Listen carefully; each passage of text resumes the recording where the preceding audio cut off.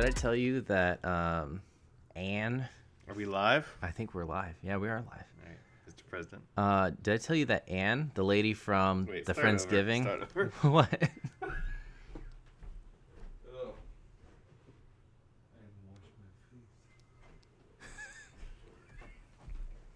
All right, go ahead.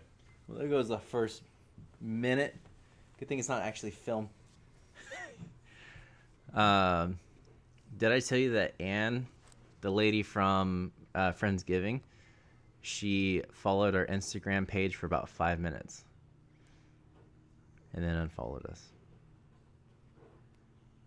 What? I don't even know what this means. No, the lady, the Friendsgiving Yes. from last episode, 2 episodes ago. She followed our Instagram page for like 5 minutes, and then I just thought it was an interesting tidbit.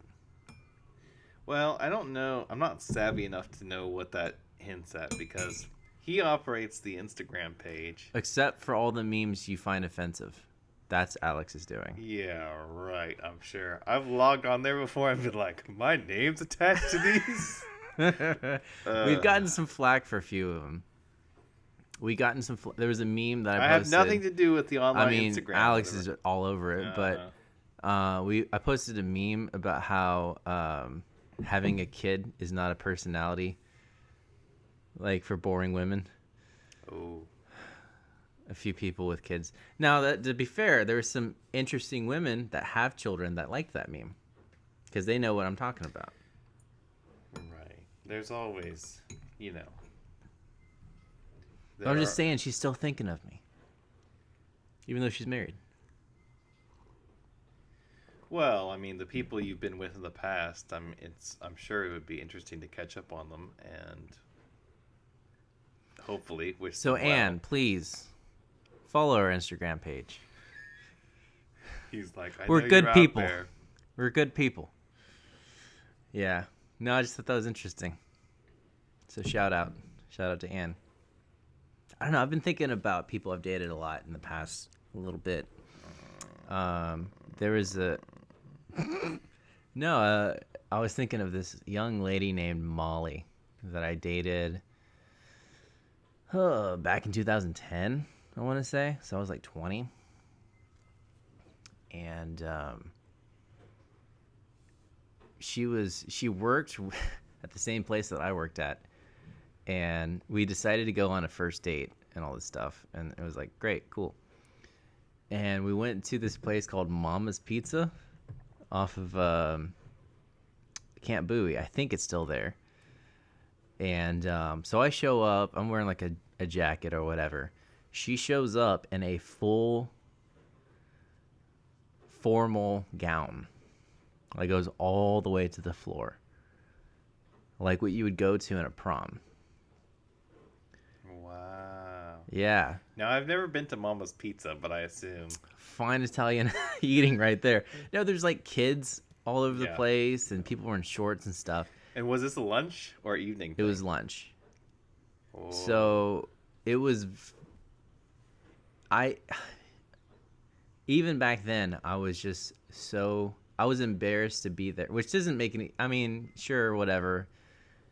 It's not that big of a deal, but when you're 20 and then your date, you have like a jacket on that you've worn, maybe worked out in, whatever, and then your date shows up in her high school prom dress. It's a little weird. A little bit of mismatch. I'm sure you just smoothly and graciously laughed it off together and then got on with your date. No. I mean, she didn't laugh because I didn't bring it up, but it was just everyone was staring at us. Everybody in Mama's Pizza was staring at us. And it was just highly uncomfortable because I don't know what her deal was, but she couldn't drive. And she was like 18. And so her parents dropped her off. Her parents.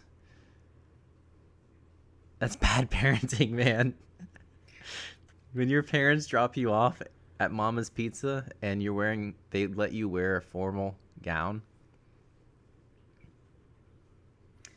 If you had I can envision a scenario like an offhand's parent where they like say something once, like, "Oh, are you sure you're gonna wear it?" And then the daughter is like, "Dad," and he's like, "Okay, okay, I'm just saying we didn't do that when I was a kid." And then he fires up the car and he just takes her. I don't know. That's Maybe probably either that literally or what he's like happened. really, really old, and he's like, "No daughter of mine's gonna go out there in shorts," and he made her wear a dress, you know. Any broad worth her salt is gonna wear a formal, you know, and expected me to wear like a sport coat, you know, with my hair slicked back because I had hair back then.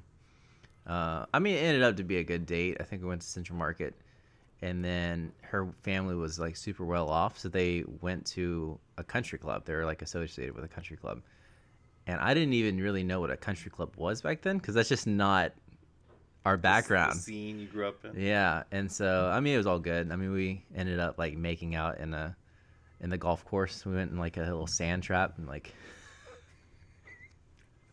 I've you called a know sand trap, children. yeah. But during like our next date, she told me she told me she didn't believe in marriage, and I was so sheltered Did and you so say because it's real? well. I was just like, what? Like I was like, wait, you don't believe it like is a thing? Because I've seen Right. I've It's played at real, I weddings. swear. Yeah, I didn't know what she meant. I didn't, and then I was like, "What?" And she's like, "I just don't think people should like have to be with one person for the rest of their life." And I was just kind of like, "Why are we here?" You know? I don't know. It was very odd. Thinking about those. So, Molly, shout out to you too. This is like therapy for you. You're able to get it all off your Oh, chest. I've got stories, most of which I may not. Hopefully, someone in our audience enjoys hearing about it. You don't think anybody will? The Love Life of Simon. Hey. Chapter 1. No, there's been I've dated some real winners in my life. So, anyway, what's going on with you? Haven't seen you in a little bit. Just work, man. Trying to kick off the year right. Trying to make sure finances are good. I'll have to get back in the gym with you. Yeah. Are you a New Year's resolution guy or no? No. No. Me neither. I'm already as good as it gets. Right. It's all downhill from here. Oh, did you see? I think I forwarded it to you. The church that we grew up in, they're in need of a new music minister. Speaking of starting out the year right, if you want to hop on that gig, No. that gig. First of all, that dude looks like. So here's what you do. Here's what the position is. Oh yeah. For those of you not in the aware, you lead a group of people in singing songs, congregational songs, and then that church already has a piano player, so you're not playing piano. And this is old school. This is where you actually isn't like move your hand and direct the you direct, congregation. You conduct. These are like hymns. This is not a contemporary band setting. You sing Amazing Grace. And then you pick out the hymns and you sing them in front of a group of people, and then you conduct the choir. So, I'm sure there are probably some annoying auxiliary duties, but all in all, not that strenuous of a job, as far as I know. Yeah. Pretty cherry gig. But no, I'm not interested, thank you. That guy's creepy. He's one of those guys who smiles, but he smiles like a doll. Just wide-eyed smile, like a doll that's about like possessed, trying to kill you. The guy who had it last? Yeah. I don't know who that was. That was after my time there. Yeah, he Moved on. man. But some people just don't have a good stage presence. Like it comes across as insincere or forced or whatever it is. Yeah. And I can't stand people being happy. You know. Oh, so yeah. We have had some, it's been a while since we last posted. It's been under a month since we last posted. I don't know when this is going to come out. But the holidays move so fast. They are, and we're still sluggish, still digesting pumpkin pie. and cheer. I had eggnog for the first time ever It's this year. That's thick. I'm not a big fan. It is thick. If you But put some whiskey in it, though, it's not so bad. I But it'll make you thick. was that at my place that you had that? No, I mean, like had it straight, you know, and boy, that's It was a good. These were some good holidays. It was nice. yeah, it was. It's relaxing, which is always good. But yeah, so we're gonna open up with interesting etymology because I personally have been viciously attacked by fans saying, "How come you're not doing the interesting etymology? Where's the word thing? Why aren't you doing the word thing?" Well, I thought we only missed that one time. I don't think people registered that Big Wig was an interesting etymology segment. I don't know what more we have to do besides put an intro music and be like, interesting etymology. All right. Then from now on, we will have intro music. We have wait. Oh wait, no. That was for interesting etymology. So we're gonna start interesting etymology, and right there is where I'll put the intro music. Yeah, and it's gonna be awesome, and that's gonna signal in interesting etymology. And yeah, sometimes you just have to remind people it's free. It's free content.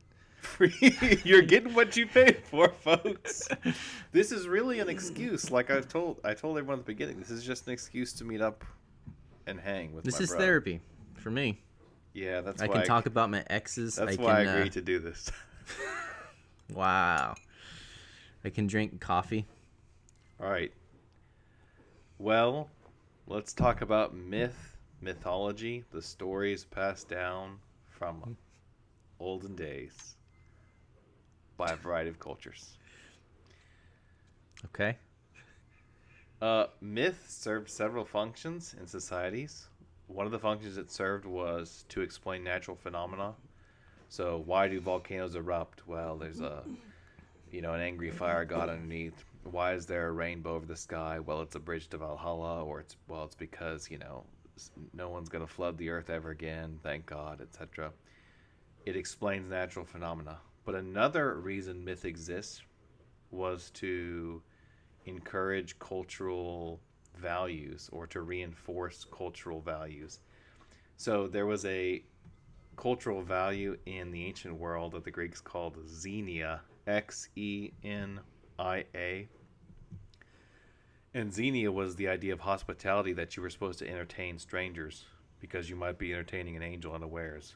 Now I'm kind of mixing Hebraic and Greek mythology, but it was really important in the ancient world because when you were traveling, you were at the mercy of your host. Right? So if you showed up, someone shows up at your tent, they're at your mercy. And so you're supposed to treat them nice, because if you let them stay there, then you're at their mercy because they could come into your tent and slit your throat or whatever. So it was a very different, hostile kind of world.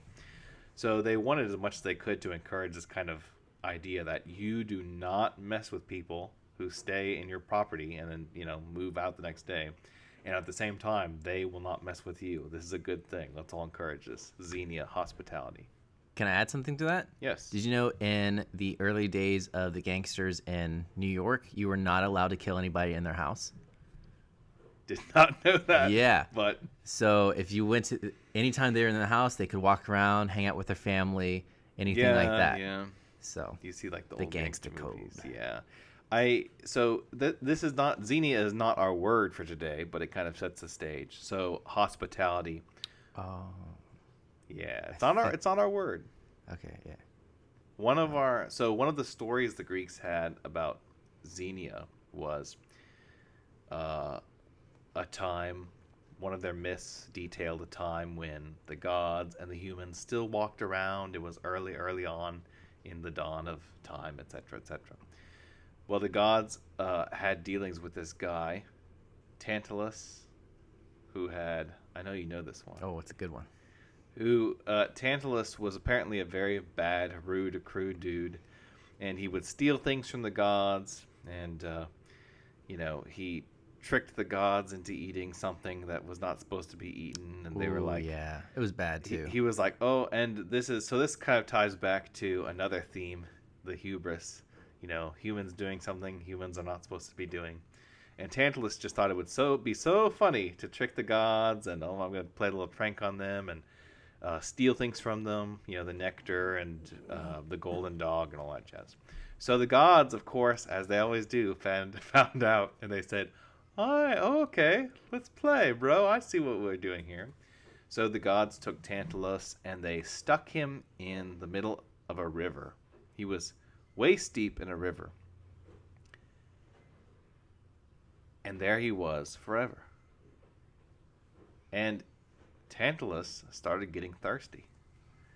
But every time Tantalus stooped down to get a drink from that river, the river receded all the way into the ground, so that by the time his chin was to the ground, there was nothing but dirt, chalky, dry rocks, and no moisture. Then he would lift back up, and all of a sudden, the water would come back up to his waist. And Tantalus got hungry, and there were boughs of these fruit tree branches hanging right in front of him. And he would reach for that pear or reach for that apple or whatever it was. And just as he reached, just out of his grasp, the wind would blow the branches just out of his grasp. And he could hold his hands as high as needed to, and he would never be able to reach those branches. And then he'd stoop down and try to get a drink of water, and he'd just be met with the dry rocks, the rock bed of the river. But of course, if he stood perfectly still, he was waist deep in crystal clear water, and there was fruit hanging all around him. But everything was just out of his reach. So that is why, to this day, when something is just out of our reach, just out of our grasp, and it's appealing, we say, oh, that is so tantalizing. That is like Tantalos. It is tantalizing. Man, that's one of my favorites. And not to get too, graphic about it for some of our younger audience, but he did trick the gods into eating their own offspring. Yeah, well, I know we've got a few 6-year-olds out there. Well, hopefully they don't know what offspring is. Yeah, he was apparently, you get the feeling, because again, the Greeks are trying to instill this idea of xenia. Hey, if you put stuff in people's food when you're hosting, this is what's going to happen to you, little Timmy, or little Apollo, or whatever. They're trying to instill this whole idea of hospitality, of xenia, and look what happened to Tantalus. So yeah, whenever I say something's tantalizing, I'm reminded of that story, and that's why I say etymology is the stories we tell with a single word. There's a story behind that word. And the more you know, the more fun it is, because you're just constantly having all these stories. Myths, if you look at the early myths that we're even kind of used to some of them, but like the Brothers Grimm stuff, it's not happy stuff, right? Am I referencing the right thing? The fairy tales? Yeah. Like a lot of the fairy tales are basically warnings. Don't go into the forest because, it's dangerous, but they would make up, a witch is going to get you and eat you and all that stuff. And, again, different cultural values. So there is the explaining natural phenomena, like why do we have volcanoes and rainbows. There's also reinforcing values like xenia, but then some people postulate some of those tales were started because of they didn't want their kids to wander off into the woods or near rivers. Like, don't go up to the river because that little, that Japanese frog fish monster thing is going to get you. They have like a tale about that in Japan. So, it was just to keep the kid from drowning, because they had to work the farm, and they couldn't watch their kid 24/7. So they're like, you do not go into the woods. You do not go in the river. And then other times Mom had a few of those. Mom and Dad had a few of those. Like, don't touch the electric socket. There is a story that Mom told me about, and I think Dad told me about, that literally haunted me. That kid playing with fire? No, it was the one where a kid, they were always like, don't go scuba diving in the caves. Do you remember that one? Yeah, and then the kid. Oh my gosh, that like literally, I would stay up at night thinking about being in that situation. And I'm not, Okay, know, dude. whatever. I'm not gonna like get into. I mean, it's not that big of a deal, but I think I was just kind of young and stuff like that. And I mean, now I've learned the lesson that I'm not gonna go scuba diving in a cave. I would. Okay, But that, do you remember any of those? I remember that Yeah. story about basically a kid getting trapped under there. He And got the thing, lost, and then he wrote and he a wasn't letter. supposed to. He wasn't supposed to go. went He by wrote a letter. They himself found him, and without then the he adults. found the letter saying, "I'm sorry, mom," Right. whatever. And I was just, But the oh, the thing is, though, I still get creeped out by that. literally, if you said, "Okay, guys, we've got the world's expert cave diver here. He's done it 1,000 times. You're gonna go in there with him," I would say, no. Yeah. They're like, "Well, no, we're gonna pay you, sir. We're gonna pay you, $1,000 to go cave diving." No, like scuba diving already is cool and beautiful and interesting, but there's already kind of this element of danger because you're like, wow, you're underwater, sharks, if you surface too quickly. But then we're gonna go in these caves, and you've seen these like National Geographic documentaries where they're in these tight corners and they're literally like barely getting they're through. like they're pulling aside some loose rocks so they can squeeze through, and you're just like, no, that's like a claustrophobe's nightmare. It's like, okay, small space, but also You're water. running out of air. Oh my gosh. They can't stay under there too long. Like I remember like the full size tanks, and like it's not that long of a time. Right. So I there just you got go. goosebumps, man. Some myths to scare you away from the water children. And of course, also another function of myth was entertainment. Just it's an interesting, fun, weird, creepy, cool, epic story. Yeah. But Tantalos, when something's tantalizing just out of your reach, and it looks so good, but you just cannot get it. How tantalizing. Oh. What was the fire one that you were talking about? That mom told us about? Playing with fire or something like that? Just like I think it was a standard. Like a kid was playing with a lighter, and he wouldn't, and he dropped it, and the carpet caught on fire. But I think there was also another one where she was literally working in a hospital, and there was a kid who had, as far as I know, this is true. I don't see why she would make this up. She probably would have just said. Well, some myths are made. Some myths are made up just to enforce it, right? But I think she was working in a hospital drawing blood, and there was a kid who was jumping over fires. He was trying to jump over a campfire, and like he kept doing it, and like they tripped. Yeah. Yeah. There was one about like some kids getting run over by a train, and I still think about that Because they were walking on the tracks. Yeah. Don't walk on the tracks, Man, children. It looks cool for the album cover. Yeah. In the black and white, you've got your guitar slung in the back, with some abstract title. Yeah. Otherwise, you're gonna be riding that ghost train. Oh my gosh. All aboard to the promised land. I don't know, man. That stuff creeps me out. But I could listen to a story that's even worse than that now and not be affected by it. But I think I was just pretty. I mean, I didn't walk on railroad tracks though. Then see, it worked. Those cautionary tales Thanks, did their Mom. job. Yeah, that's really interesting. Ugh, all right. Myths and the danger. Let's talk about something else, man. I'm getting all bummed out over here. Would you like some interesting news? Oh yes, please. It's okay because we have the music to fill in. Oh yeah.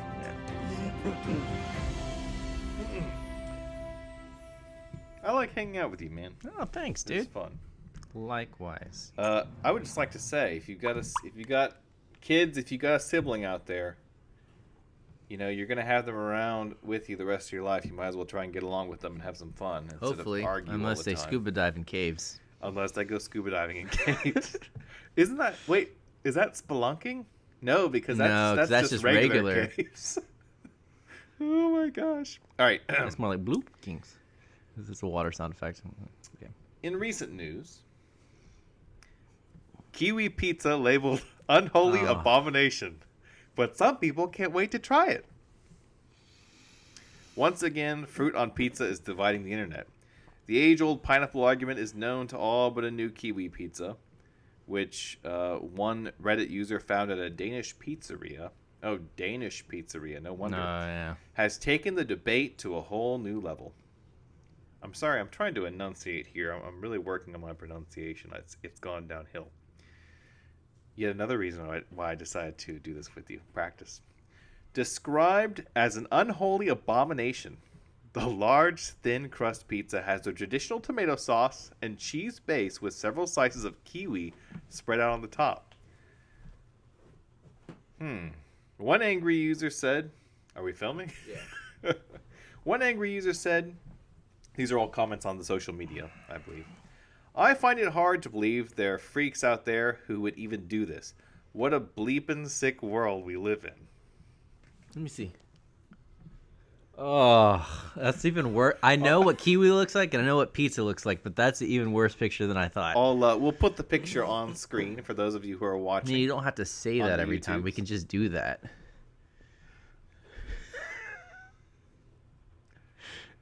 I mean, you know. Another user stated, "This makes me unreasonably angry.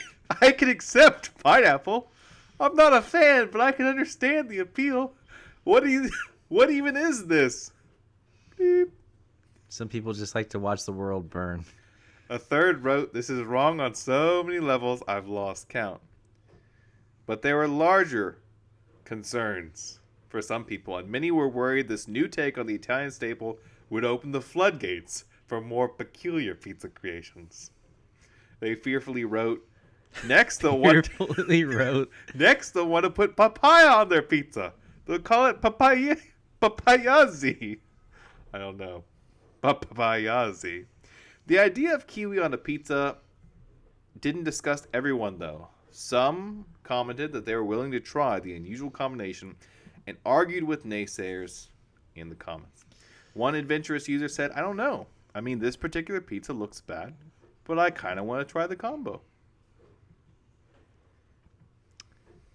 You know, there's some, all the Italians are probably like hacked about it. You mama'd your last Mia. It's just like, what are we doing? That's a hard no for me. Well, first of all, do you like pineapple on pizza? I did when I was younger. I don't hate it. Like, if it's there, if someone just buys a pizza. Right, I would then eat yeah. it. Yeah, I'd eat it too. But there's just so many other combos. Yeah, there's so many other combos. And I don't think it's... I mean, for me, it's one of those things that kind of just is. I don't think it like really works well. Some flavors you don't like, or some meals you don't like, but it still works, so you understand the flavor combination. But I don't know. Do you have any weird food mixtures you like? Like some people like dipping their French fries in ice or milkshakes. Oh, they're not. I mean, they're not weird to me. We'd probably have to do like a full comprehensive interview to find something that people are. I mean, it's funny because even there are like regional differences, even just in the U.S. Like the whole gravy thing in the South, people up north apparently don't do as much. Or yeah, I'm sure there's things up there where we're like, what? But kiwi on pizza, I don't know. That's a tough one. A Danish pizzeria. I wonder. No. See, that's so strange. That seems like such an American thing to do. It's just mess with, the world makes things and then we mess with it. But that's every country, though. Because Japan exported sushi, and then it was some European country that put salmon in sushi. That's true. I don't remember the country offhand. You can Google it, but some Northern European. Apparently, the Danish might have been them. No, that was actually a good call, though. That was. Salmon and sushi is amazing. It is. But because they're more tuna, right? In Japan? Yeah, just pure slices of tuna. Dude, I assume. I don't know. I've never been to Japan. Look at us. So. Our heritage. Interesting. Let us know. Oh, and we're still trying to get a Christmas dinner. Apparently, they're sold out. So I guess they're doing pretty well. They're sold out? Wait, yeah. You tried to get one of those? Mom did. I mean, Mom, I mean a we weren't gonna actually gracious eat it. fan of the show. Oh my god. We should have her on and do that. Oh. Ew, the Christmas dinner. See, Well, I would, but you know. but I would here's do the it for- thing: the way that it looked, there's too I guess much you're going really on. supposed to eat it out of the can, because if you take the can and dump it, it's gonna be upside down, so the cake and chocolate's gonna be on No, top. you're supposed to. Yo, But you can't heat it up. Maybe Dude. what do you stick it in the oven? I wonder if anyone has done pizza in a can. This is just opening so many. You know, food is so sacred, but people out there everywhere want to mess it up. A kiwi on pizza, that's a no for me. But seriously, let us know. I mean, That might, in the comments. I mean, if you would actually and give us your reasoning. What is it? Is it just trying something new, so you want to do it? Is it the novelty? Is it the sweetness Is contrasted it with the the salty? taboo? Oh, this is like one of those Chef Ramsay episodes where he goes in and they're like, We all of our customers love it. We don't know what's wrong with the. And he's like, he gets it from the waiter and he's like, thank you, like all flight away. And then he's like, oh, I can't, kiwi on pizza. What are they thinking? Yeah. This dough is raw. Man. Interesting. All right. All right. In recent news, Kansas man asks judge to let him engage in sword fight with ex-wife, her lawyer. A Kansas man has requested that... Wait, say that again? Her lawyer? Oh, is the guy about to say what yours? Yeah. All right. A Kansas man has requested that an Iowa judge grant him a trial by combat so he can engage in a sword fight with his ex-wife and her attorney, according to reports. I'm so for this. Before you even read this, I'm so for this. I think this is how we should hold elections. Elections. Oh my goodness. We had U.S. presidents dueling. I don't know if that's 100% accurate, but we had some, that's how we used to settle things. Yeah, Abraham Lincoln was challenged to a saber duel, and he showed up to the grotto, or the glade where they had it, and they were getting the swords ready, and he was literally 6'4". I can't remember how. That's already He's pretty tall. That's already tall. That's already tall now. Yeah. But back then, when everyone was 5'7" and malnourished. So anyway, Abraham Lincoln pulls out that saber, and he looks up at these trees overhead, and he just reaches up to them, extends his arm, and he cuts off a branch. And these were trees that were, 15 feet off the ground or whatever, the branches. And so the guy saw the long reach that he had, and he canceled the duel. Wow. So Abraham Lincoln didn't have to duel. The guy's like, I would like to cancel it, What a Mr. Lincoln. coward. Yeah, and Lincoln's like, okay, I thought you might. Anyway. You know what question you don't ask Abraham Lincoln when he goes to a restaurant?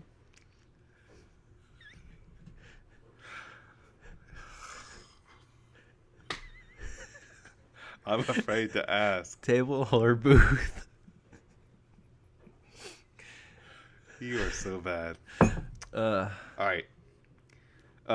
most people aren't going to get that joke anyways. It doesn't matter. The Kansas man asked the Iowa District Court to give him 12 weeks to find katana and wakizashi swords for his, Dude, this guy's going for for his honor. requested battle. First of all, you don't need 12 weeks to find a katana and a wakizashi. Yeah, I'm pretty sure you can just go to your pawn shop.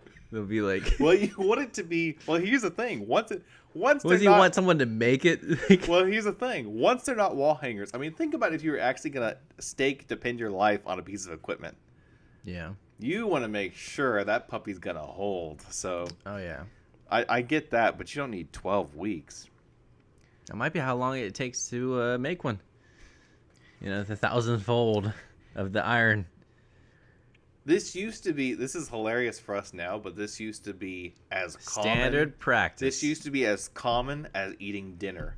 Can you imagine a society where your boss comes to you and said, "Hey, I heard Dave challenge you to a duel.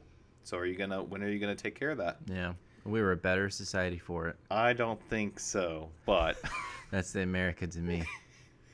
oh my gosh. But honest. No, seriously, like, can you imagine someone seeing something you posted on Facebook and saying, "Hey, just so you know, I set up the duel. You better get a second." And you're either firing pistols at each other, And they're live streaming it.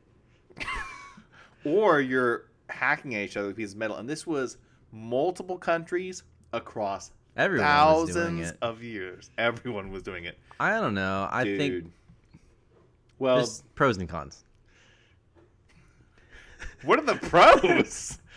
I don't know, man. I think, sometimes as a society we get a little weak. I think instead of making a hashtag, you can make a real difference in other people's lives instantly. That is so wrong. I don't know. I mean, hold on now. People start. Well, first of all, Just saying. Usually the authorities were Open your against mind. this anyways. It's not like the authorities set this up. Like both governments and the Catholic Church in the Middle Ages, which might as well have been a government, were both like they banned this kind of stuff. And besides, Well, I say fight the power, but sometimes people would hire someone else to fight the duel for them. Like you would hire a trained professional. see, that's a cop out to me. I say you go at it. The good Lord will decide, and you you got what's better, that or 8 months in the courtroom? Well, at least those 8 months, you're going to live. To this day, trial by combat has never been explicitly banned or restricted as a right in these United States, David Ostrom argued in court records. How's that different than murder, though? Is that because they're both trying to murder each other? It cancels out? You're asking the right question. I mean, this is why we don't do this anymore. So it's not illegal. Necessarily. No, it's not specifically. Well, I think illegal. lynching just became illegal, to be fair. Well, like old laws are always catching up, but no, there was never a law made specifically about this in the United States. It just sort of fell out of favor. If you had to duel with something, what would it be? Like flamethrower? No, if someone had the same exact thing, what would you be? Because you actually use like weapons and stuff. Yeah, but not for life and death, not for real. There's a big difference in like, oh guys, look at this little homie. If you had to fight somebody to the death and you wanted your best shot, what would it be? Guns? No, it wouldn't be guns because I don't know that much. Would about you guns. hire William to fight in your stead? If I could hire William, then it would be guns. No, it'd be something like, I think it'd be, if you go too far one way, like a spear, like something really long, then they could maybe rush you on the inside. Or if you go too far the other way, like a little knife, that you don't have any reach. So it'd probably be something in the middle, like a sword and buckler or something like that. Because it's versatility, because you have something close. Is that something you feel like you're have. comfortable with? Do you train sword and buckler? Well, in the past, I've looked at those techniques, but it basically whatever you do in like traditional stuff, it translates to short range weapon, because you can punch with a buckler, for example, Right. or long range weapon. It's all about the same size. So you learn these principles, and I'm not saying I would do well. Who knows? I'd probably die, but I'm saying if I got a choice, it'd probably be something like that. Especially if you didn't know what they were going to pick. No. If they had the same sometimes- exact thing. Oh, I don't know. You know what I mean? Like if you pick spear, then you'd both have spears. See, then you could try to choose something weird and esoteric to like Like purposely what? The like three nunchucks. three staff. The Yeah, three the sections. 3-section staff. Staff. No, like Was depending that on- hook one? It's got like a chain and a hook at the end of it. Yeah, it's like if you had only a day, like if it was gonna go down on sundown, that'd be hilarious. You could pick something they didn't notice anything about, Jousting. like a flexible weapon. And I've been on a horse once. Oh We're my gonna God. joust. Yeah, that's what We both die because we just fall over horses and break our necks. Dude, all that stuff was a thing. It's like so Monty Python-esque in our minds now, but that was not a pillar of conflict resolution. Well, I mean, I guess It's you just could say a it was part of the society. staple of life, I That guess. is crazy. Someone slaps you with a glove and then you have to end it. No. The judge delayed the decision He had to pray about it. Citing irregularities with both sides' motions and responses. He was like, I don't get paid enough for this. We're gonna resume after the weekend's over. I gotta go golf. Yeah, you'd want. See, all of a sudden, Who do you think would win? Any person, any world leader, they had to fight. I don't know enough of the world leaders. I'd have to say Putin, hands down. Well, he used to actually He's be in the military. Not only that, but he's a legit black belt in judo. He's a huge fan of it. Now, obviously, the videos I've seen doesn't look like the other person's putting up that much of a fight. Right. Have you seen that video of him playing hockey? No, but I can only imagine. It is amazing. Everyone's like trying to get out of his way.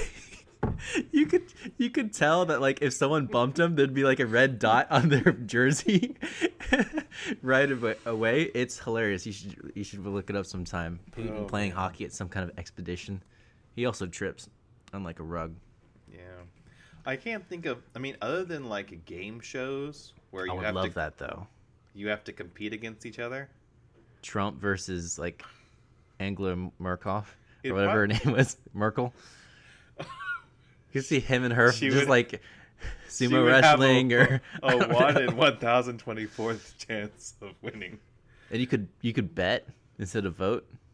Right, Hunger Games, leader style. But I'm sorry, what were you gonna say? No, that it just totally changes the game when I guess something like that is permissible. Ugh. What an awful situation. But another thing is, people don't understand. I guess I'll say this and then we can move on with interesting news. But you can't just look at the past and be like, past people were stupid and we are so smart. Sometimes things, as awful as they were filling a sociological need. So the dueling thing seems crazy. It's like, what? Some guy just bumps into you wrong at the waltz and then you decide to go kill each other? That's stupid. Well, yeah, that sounds stupid, and maybe there were people who, young chads who were just like, come on, you want to go, bro? Like, who were stupid with it, right? But apologize to all of our Chad listeners. Right. But picture this. You're in a rural town in medieval Italy. You're a commoner, or, whatever class, fill in the blank. The Lord is away at war, and the court has no interest in you or resolving your conflicts. And this guy keeps coming by and stealing from your farm. Yeah. Or this group of these guys keep going and messing with your sister. Like all these like injustice type things. There's no modern police force. Yeah, you got to deal with your own problems. You can't call 911. So what do? You don't. If you ambush them at night and stab them, I mean, it could escalate to that level because you get to wars and gang wars. But if it's not even to a gang war issue yet, then you formally challenge them. Because if you walk up behind them in a bar and you slit their throat, everyone freaks out. Yeah, because then you're the crazy person. Right. But if you state publicly your grievance with them, and then you challenge them, it's like a conflict resolution. And either they stop it, or you fight and maybe you die, but it's like you can't just let that injustice go. So yeah, there were social. I'm not saying it was it's such a wonderful romantic time. We need to get back to that. But there were reasons why people would take hold of such social customs. Crazy time. Yeah, I mean, pros and cons. Speaking of, no. Huh? Speaking of ancient customs. Have you heard about the royal family splitting apart? Oh, Prince Harry deciding he's leaving the family business. Yeah, the royal family moving off. Well, we're not so much talking about that. That's funny though. To me, right? As the woman who claims she predicted it. Woman claims she predicted Harry and Meghan Markle splitting from royal family by reading Asparagus Spears. It was written in the Spears. The royal family news that shocked the world on Wednesday apparently did not come as a surprise to one woman in England. Self-proclaimed fortune teller Jemima Packington is claiming she predicted Harry and Meghan Markle would step back from the royal family. You know, there's a photo of her, and she looks exactly like I thought she would. After reading some asparagus spears. Packington, 64, reportedly the world's only asparagus. I can't say this without laughing. Hey, show some respect, okay? Sorry, let me try this again. It's like running into remember the clergy, like the grocery store? You have to be like, oh, sorry. Sorry, Father. I'm sorry, Father. Let me try this again. Packington, 64, reportedly the world's only asparamancer. Says, Asparamancer. Doesn't that sound so awesome? If you didn't know what it was, I'd be like, I'm in. I don't even know what that is. See, like, that's what I want to see, like, at the local seminary, whatever. Don't get a degree in theology. That's just ridiculous. There's too many people that have it. Exactly. You can always go to find one of them. I'm studying asparamancy. It's like Hogwarts. One class is how to grow the asparagus. Another class, selecting them. Another class, what could interfere with your readings? Are they washed properly? Are they cooked right? We need a whole novel series where the little kid's like, I'm never going to grow up to be the asparamancer my father was. If she's the only one in the world, though, she needs to pass that on. Before it gets lost? Yeah, to time. Do you think she uses that little kid from the VeggieTales? Got the green thumb. She says she is able to see the future by throwing asparagus into the air and then observing how the spears land on the ground. When I cast the asparagus, it creates patterns, and it is the patterns I interpret, the vegetable reader said. Where are you from? She's British. That sounded like three different things at the same time. When I cast the asparagus... Oi. When I cast the asparagus, it creates patterns, and it is the patterns I interpret. It'll be ever so jolly and grand. The vegetable reader said, explaining she inherited the ability from her aunt who read tea leaves and has been predicting the future since she was 8 years old. How... You just need to believe. How does that work? The tea reading? The tea leaf thing? I get that. That's standard. Oh, that you're like, oh, that's legit. Yeah. No, for real. But that just seems like a whole other class. Like, you don't inherit that from... I just don't see the connection between tea leaves and asparagus. They're both plants. I'm usually about 75 to 90% accurate with my predictions. I go through my predictions. Oh, yeah. I go through my predictions each year, and I think, yep, that's happened. Yep, that's happened. Yep. Packington admits sometimes she doesn't quite read it correctly, but claims she is never far off with her predictions. Among her previous prophecies, Packington said that many have proven true, alleging that she was able to predict Brexit, England winning the Cricket World Cup, and Theresa May being pushed out as Prime Minister. As for her broad 2020 predictions, outside of the royal family, Packington said she foresees, quote, a real shakeup of the major political parties. Sports and sporting personalities will be embroiled in scandals. Oh. And concerns about global That's warming never happened. will again take center stage. Packington, however, did not disclose any lottery numbers or Super Bowl projections, so it looks like you will just have to roll the dice on those. Or throw your own asparagus. Or throwing your own asparagus. Quick, we must consult the spears. Wow, the spear of knowledge. Man. Do you think she's just at Whole Foods and just kind of throws it up in the air? I'm wondering if it's like, if she's able to make money off of this, like doing readings for people, or if it's just this like hobby she does to feel important. No, I think it's a calling. Okay, first off. Oh. And So secondly, you're a believer. I'm You're one of the spear childs. Wait, is her name Brittany? Her name is Britney Spears? Britney Spears. Her name is, well, her last name is, her name is Jemima Packington. Oh, that's right. That was close. Can we talk about the royal family going out? We can before it happens. I'm gonna apparently, trying to be tasteful with this.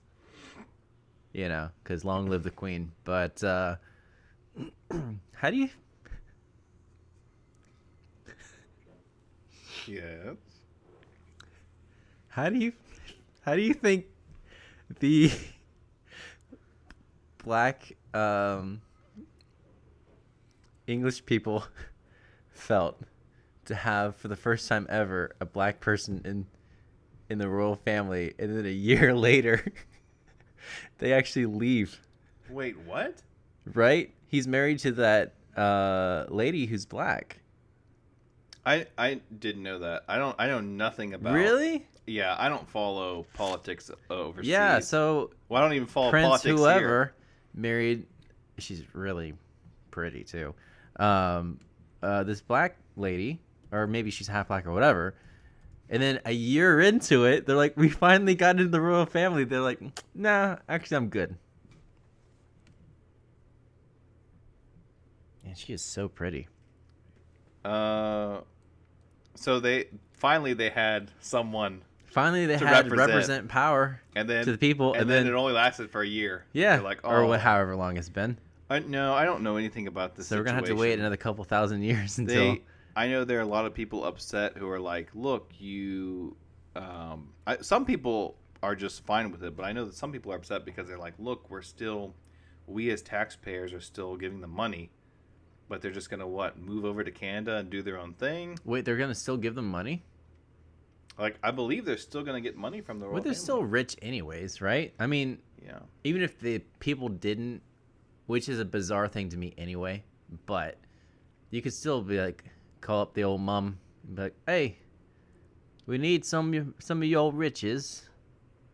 Could you Well, fax they'll- me the facts? I don't. How old am I right now? I'd have to double check on if they're getting money. I assume they are. Still, I mean, they could still- because it's like their yeah. inheritance.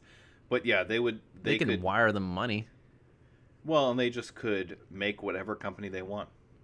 They could literally start like a How wine backwards? company. You know, the Europeans are all like, I'm not like I'm having a feud against them, but they're always like touting about how progressive they are. They have a monarch that they pay millions and millions and millions and millions of tax dollars to for no reason.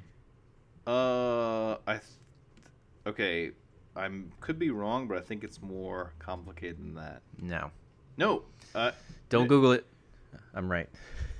Don't let the facts interfere with my feelings right now. Well, okay, so I believe the royal family has all these properties because it's inherited from their family. Wonder how they got those. They let the government, lease those and make money off of those. Basically, they're letting the government generate money through their properties, and there's all the tourism. Yeah. that they bring in. Oh yeah.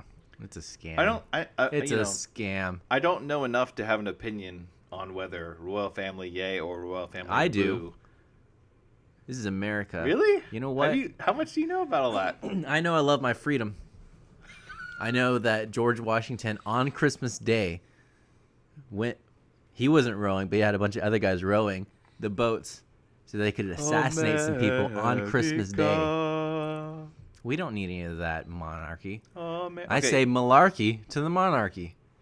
Yeah. Okay. Well, yeah. I like not having a I have monarchy too. I just didn't know how that's evolved, like what their current situation is. I have over there. 1,776 reasons not to be into it. Speaking of 1,776 reasons, time for one more. Oh yeah. Overturned truck releases 1,738 piglets onto Iowa highway. Are they alive? Yes. Oh. Police and animal rescuers responded to a highway in Iowa to round up more than 1,700 piglets that escaped from an overturned truck. Oh, this was on Interstate 35. God bless it. There was probably some construction going on there. Yeah, that's right. Just thousands. Can you imagine showing up at the call and there's literally 100 pigs is a lot. Especially 500 if they're running in different directions. 500 is a lot. 1,000. 1,700 pigs? Just happy little bacon seeds roaming the land. It was probably a Pixar movie like Heist too. They probably planned this. Would you get a pet pig? I've seen one in person. They're actually really cute. Really? Who has a pet pig? No, it was just One of your friends? no, it was just some guy at Starbucks. Huh. I know, right? Hipster pig? We're turning into one of those cities. Was it a This was- animal? What was This was a What? Starbucks over by 7th Street. Oh, jeez. Was it a what is it when they're What, vegan? no, Animal rights? no. It's when they're Pigkin? anxious. They're anxious. Oh, a and- therapy a animal? therapy I animal. don't know. Can pigs be therapy animals? I don't know, dude. Well, Someone tried anyways. to bring on like a python on a plane and say it was like a therapy pet. Right. You know, Right. hmm, The I know pigs are supposed to be super intelligent, but and super tasty. so I hear. But you know, he was a cute little guy, but that's the thing though. He was little. Eventually those things get bigger. I mean, how big? You can't there's no, No, such there's- thing as there's- a fully grown. There's micro pigs. No. Yeah, that's the thing. That's what people Okay, get see, I didn't know. for pets. They get the micro pigs. Did not know that, and I should because, you know, raised on the stock show, Texas boy. Mm, that's bizarre. I don't know. I don't think I could have a pet pig. I like again, it was cute and they're supposed to be really intelligent, but for now I like the standard. I really love dogs and cats. And then if I was uber rich, I'd get some sort of weird I'd have like Ooh. some huge no. Nothing that would kill me. Like, they're like we're going to have this pet tiger or this pet tarant. No. But it would be cool to have like a big tank and have like an octopus or a jellyfish floating around there. I'd get piranhas. Those things are beautiful. No, no. They're ugly. Yeah. Your they mama have- said you ugly. They have a little bit of an underbite, but I don't know. What exotic animal? Or I guess you just answered that. All right. Dude, I promise I'll listen. Every time Sarah and I went to the Dallas Aquarium, World beautiful, Museum beautiful. or aquarium. Yeah. Oh, that's right, World Aquarium. And the seahorses were beautiful. They looked like living plants, you know, but they were still animals, and because they camouflage in. And then the jellyfish have just been always so otherworldly to me. Like if you had to pick one animal that you were going to guess the aliens had left behind as like an experiment, you know, it's like a bell and some, they're not even tentacles really, they're just streamers, Mother Nature streamers. There's like no lungs, no heart, no brain. I don't think so. No, I mean, no brain. It's just but it exists. system. You know, it's an animal just like you and I. And well, well, I mean, in the same sense that it's alive. yeah. And it's just the way they look floating around, and then when you've got like lights going through, and some of them make their Glow own, in the dark. some of them yeah. make their own light, like with bioluminescence. They're just, I don't know that they're my favorite sea creature because whales are so huge and beautiful and like old and wise looking. But as far as a pet you could have in your house, you can't have a whale. But the jellyfish are beautiful, and then the octopuses are like really smart. You know, they These walk octopi. around. They can unscrew octopi. They can unscrew jars and stuff. They play with things. Did you hear about that theory that they think octopus are from outer space because their buildup is so different? They think that a meteorite hit the water, and then I think it's not. I real. assume now is this people at NASA or are these people on the internets? I heard it on Joe Rogan, so it's got to be What? true. Yeah. But it's just a fun theory. What, the I don't think asteroid was carrying animals? it's something that eventually evolved into an octopus. Oh. I don't know because I'm not a scientist, but it wouldn't. In some ways, it wouldn't surprise me. I mean, they've had them in aquariums in like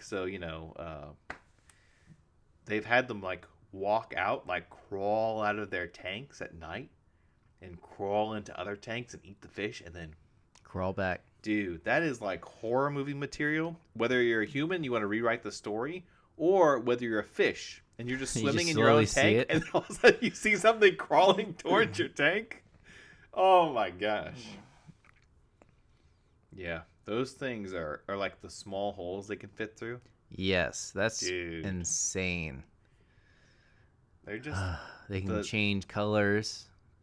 the They can do all natural world is just sorts so of stuff. fascinating, and we get to see more and more of it now because of YouTube videos and instant sharing than people Yeah. ever had before. Fun fact: I wanted to be a marine biologist when I was a kid.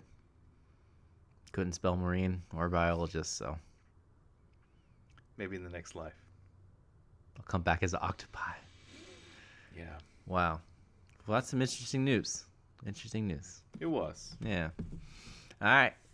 Now we're going to go on some questions. We have a young listener that wants to know if you had to quack like a duck or walk like a penguin for the rest of your life, what would you do? I don't want to lose my ability to communicate with others, so I would have to go with waddle like a penguin. Walk around with some style. Yeah, you got that little swag going. Got that little Harlem swag. Dun, dun, dun, dun. Dun, dun, dun, dun, dun, dun. I would have to go maybe with quacking, because people would leave you alone. Like if someone just came up to you like, hey, you know, like, what's going on, man? And you just started could you imagine? Just straight face, just started quacking at them. People would leave you alone so you could enjoy your cup of coffee in peace. If you had a superpower where you could just make people not talk to you, wouldn't that be a pretty handy superpower? How many times have you think about that? How many times in your life have you been in a conversation you didn't want to, especially you? Especially you. I don't know what that means. Well, No, I don't think that'd be a very handy superpower. There'd be lots of other superpowers I'd rather have. I don't know. But penguins are beautiful. So I would rather walk like a penguin. And what weird, a bird that swims? Instead of flies? Yeah, or like those 6-foot ostriches. Huge bird that doesn't fly but just roams the land like a boss. Do you think they have like an inferiority and Inferiority? yes, complex because they can't fly and they see all these other birds fly? And they just have to believe in themselves and like they read quotes themselves. Their wings look really funny. They do. Well, this reminds me of I probably had mentioned this before on the podcast, but you know, when we were kids, we would go to the library. No streaming back then, children. We'd get the cassette tapes, and we would love the live action movies that Disney used to do from 60s, 70s. I don't know what exactly era it was, but Swiss Family Robinson and Robin Hood and Ole Yeller. Oh, Yeller. Oh, shed some tears. Ugh. But they had this live action period where they were pumping out with kind of the same actors you would The recognize, same, right? It was the same 'Cause 5 actors. Back then, actors weren't independent. They would like sign on for 5 movies with the studios. I mean, I guess that still kind of goes That on. and how many actors were there? Back then. Well, no, but there was, for our young listeners, if you would like to watch the Swiss Family Robinson, good old Disney live action, there was a scene where the actor was actually riding an ostrich. Oh yeah, Remember that? yeah. I Can't do don't- that anymore. Now, PETA's gonna get on you. now I don't know. I want to go back and like look at the shots and see if it was him. Like maybe it was a stunt double or something. I don't even know if stunt doubles were a thing back Can you then. imagine if someone was like, okay, well for this, you know, you're like a regular actor, quote unquote, whatever that is, but someone's like, okay, well you're gonna need to learn how to ride it. Well, Jim here is gonna show you the ropes on how to ride an ostrich, and he's actually riding it. I'd do it. Would you do it? Get paid. It's Well, a fun thing. first of all, I'm wondering if an adult can do it because He was probably like 16. he was probably right? like a 15. mid-teen. Yeah. So I'm wondering if he could only get away with it because he was a kid. But second of all, if you make that thing mad, that burb will tear you up. Really? Ostriches?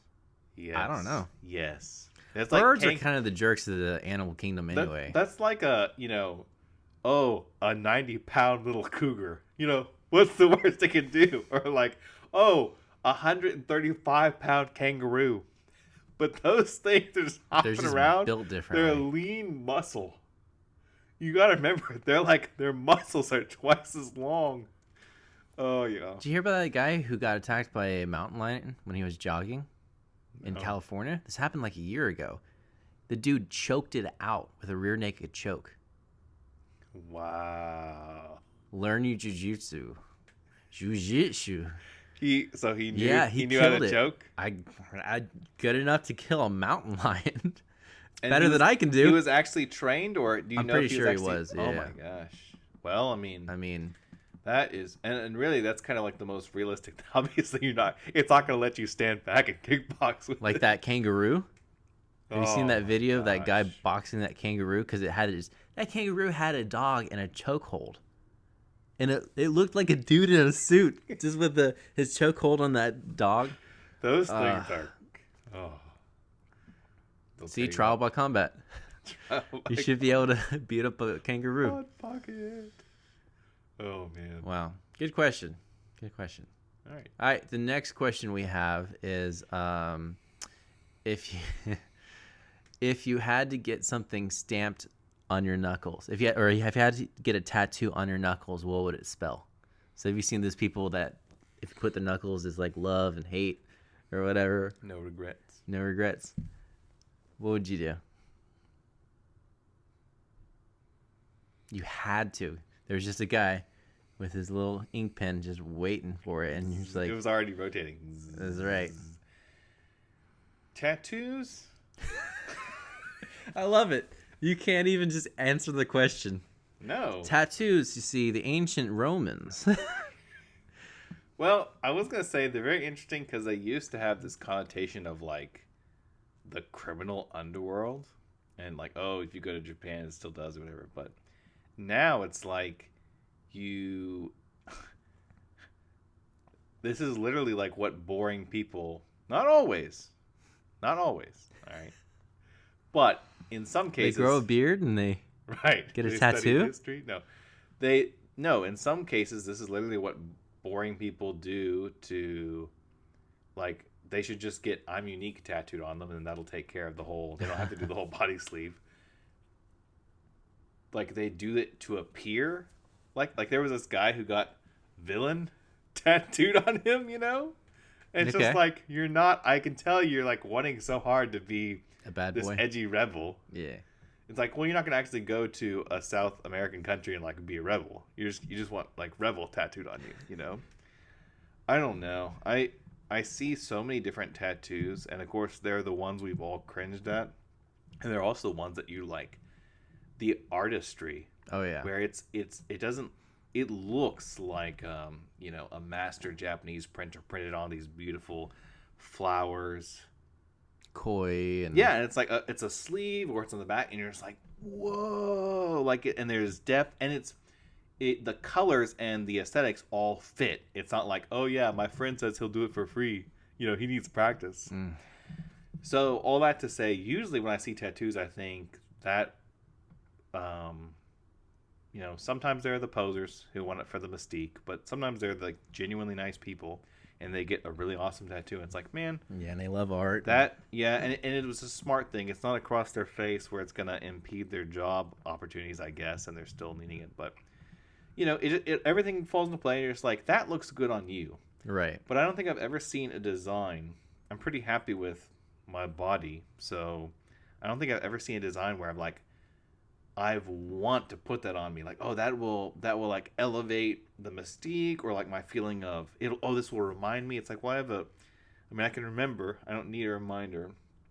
I'm waiting for something that prompts me, whether a life event or a design so compelling and so interesting. I'm like, okay, I want that so close to my proximity that I want to be able to look down and see it every time, every day. I guess I'm just different personality. I can't do it. I thought about getting a sleeve. Really? Yeah, I don't think I will. I thought But that like for of years. what though? Just something aesthetically or like any particular thing? I don't know. That's one of the reasons I don't. Is because it changes all the Dude, time. there are some right. See, that's another thing. Yeah. You get tired of it. It's not like a jacket. You can't just change the colors. I think I would get our Japanese family crest maybe, and then just do. I don't know. There- I wouldn't get like a piano and keys running down my leg. See, that's another thing. Like people, and I get if someone just, oh, I've always loved music, so I got this music tattoo. It's like, okay, for you, fine, but it's like for me, the actual thing is enough and big enough in my mind where it's like, no, no, no, I go and I sit and play the piano, and that's how I remember, or that's the significant thing. I don't have to get. To me, it's like the ink on the sleeve is almost like an afterthought. It's like not as real as I don't know. See, I overthink it too much, I guess. So what would you get? What would I get? But you have to do it. You have to. Okay, so let's say we already have to. Across both hands? Yes. Man, that's pretty visible too. It is. Unless you want to be Again, I Gambit think- for the rest of your life and wear Right. gloves. I think the stigma is going away now. It's But- definitely there, but it's definitely more mainstream. Oh yeah, it's definitely Yeah. more mainstream. Well, you could always do something in foreign writing if you didn't, because to me it almost would seem more complex, more interesting, more mysterious, more enigmatic, More what? like mysterious. But I mean, you don't want to get that just to be pretentious. Right, because it still Like has to be a word. People have done Photoshop where it's like, oh, if Asians got tattoos in our language, it says water on their Right. shoulder, you know? Well, because to me, it's like, it'd have to be a really good word. Man, I don't know. This is tough. This is a tough one. This is weird. Well, I mean, because I've thought about designs, like on my arm or something, but letters across your knuckles where it says honky tonk or no regrets, you put them up, or Mr. Iron and Mr. Steel. What? Do you have something in mind?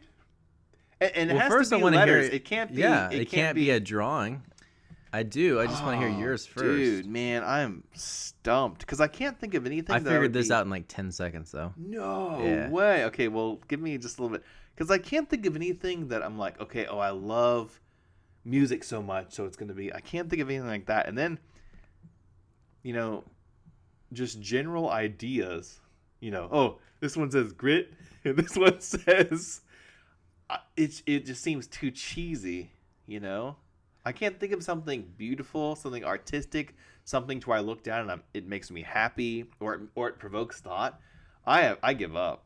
Seriously? No, you have to choose something. Oh my gosh, I can't do Would you it. get Alex Petty? You have to do the thumb too, so it has to be the 4. I guess it could be the 4 or the 10. Oh man, Gives you option. I could go Roman numerals. Roman numerals. No, I don't. Oh my gosh. All right, I'll tell you Carpe mine. diem. No, I don't know. I have no idea. It'd probably have to be. To be satisfied, it'd probably have to be like some sort of saying that hints at something bigger. Because I can't just do. Oh, this one says truth and this one says love, or whatever. Those aren't big enough for you? Right. I'm not satisfied with truth and love. I hate those things. I don't. Okay, dude. I got Yeah. nothing right now. I don't know. I think I'd go with restaurant. Restaurant Yeah. tattooed that's- across your. It's so hard to spell. I never do it right. Oh, it's like as a reference. Yeah. Hey, you want to meet up at this restaurant? How many letters is restaurant? That's a lot. Well, I don't need the whole thing. I know it starts with an R, so I just need Ron or restaurant. So R is obviously the first one, and then So you can just get the last 4, the Yeah. RAUNT part, right. and then that way that would leave your hand free. So I could do that with something else. or you could just Grocery? That could be the rest hand. Oh, grocery. Like let's I would do, yeah. or Nietzsche. No, I'd do restaurant Oh, or even my- restaurant because I know it starts with an R. Well, that's pretty. I can't top that. That's pretty handy.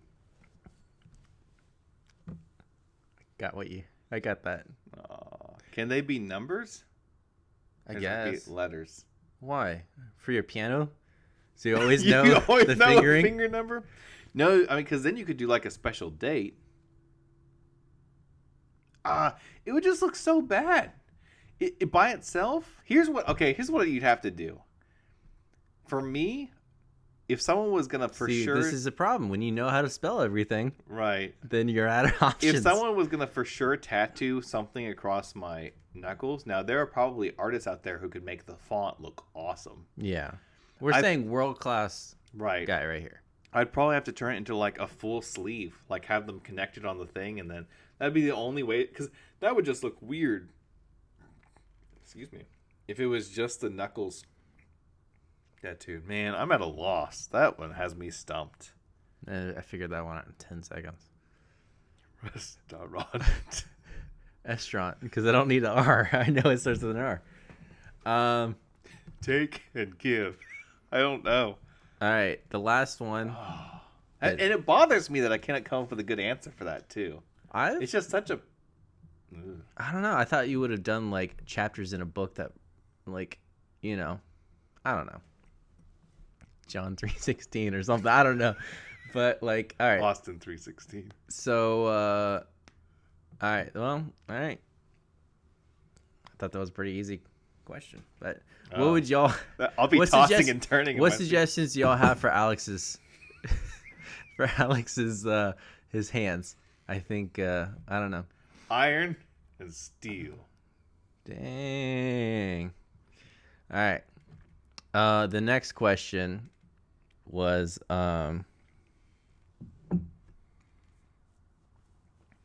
wait. Who let the dogs out? No.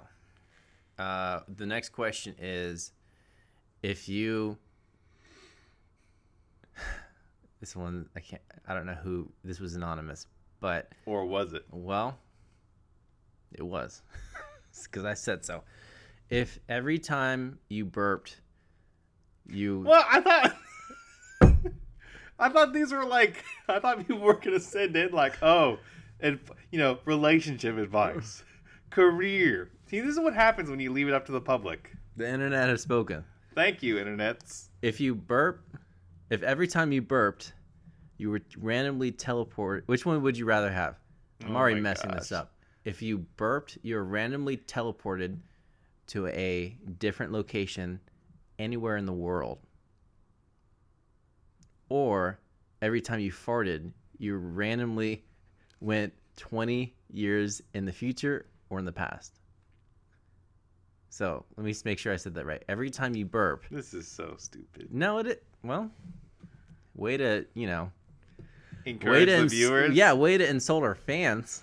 Sorry, fans. It doesn't seem like a productive conversation. It does, because this is, helping our imagination. Well, both would be super inconvenient. So let me go over it one more time. If every time you burped, you were teleported to a different location on the map. Now, that could be in the middle of the sea. Pretty dangerous. Or would you rather every time you farted, you traveled 20 years into the future or in the past? It was randomized. I promise you, it's hard enough to be a wanderer in the world. You do not want to be a wanderer in time. You get teleported 20 years in the future and then you do it again and again because you ate beans that night or whatever. All your family's dead. Right? I mean, at least if you burp and then you find yourself teleported to a different location on Earth, then you can find your way home again. So, and then you could just avoid foods that give you gas anyways.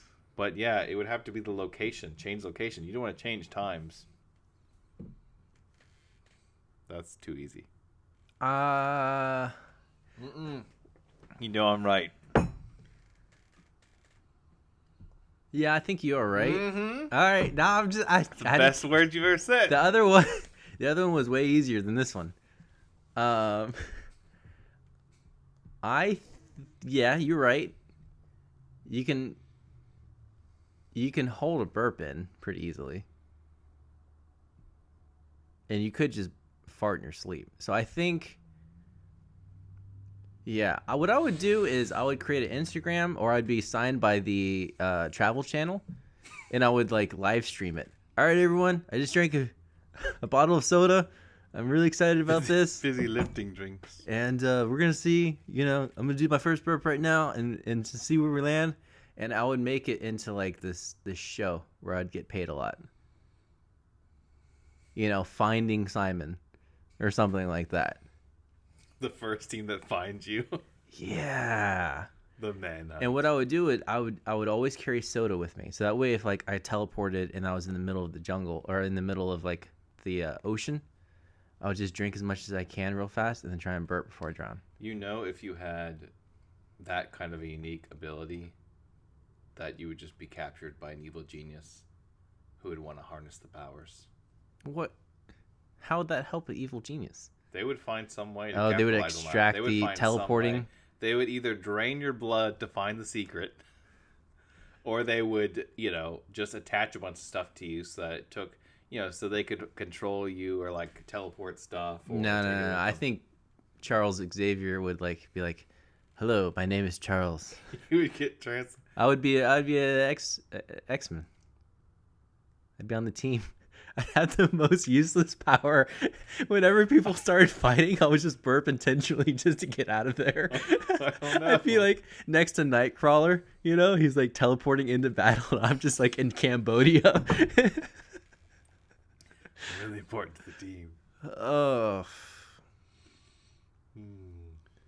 Yeah.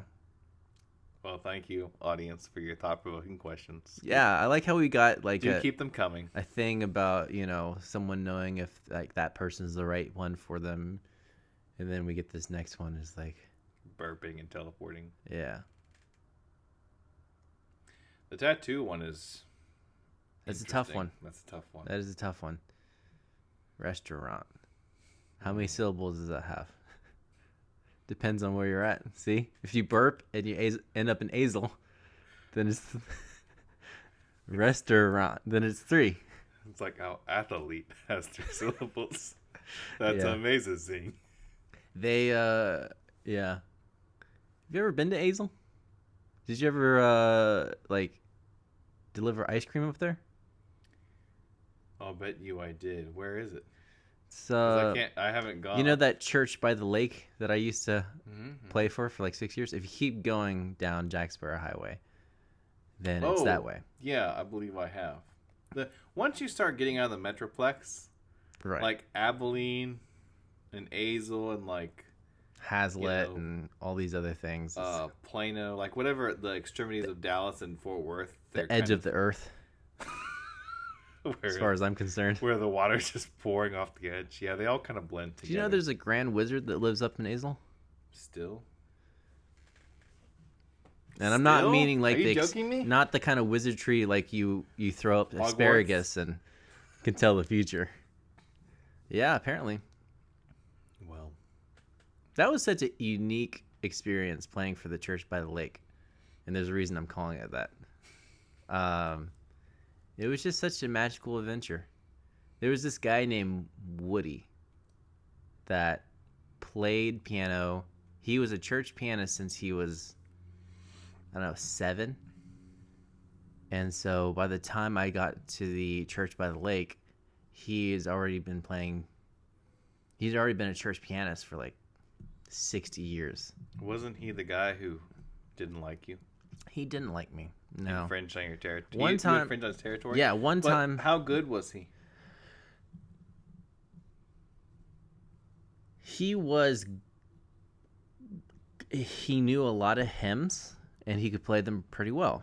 So then, for his setting, he was a very specialized pianist.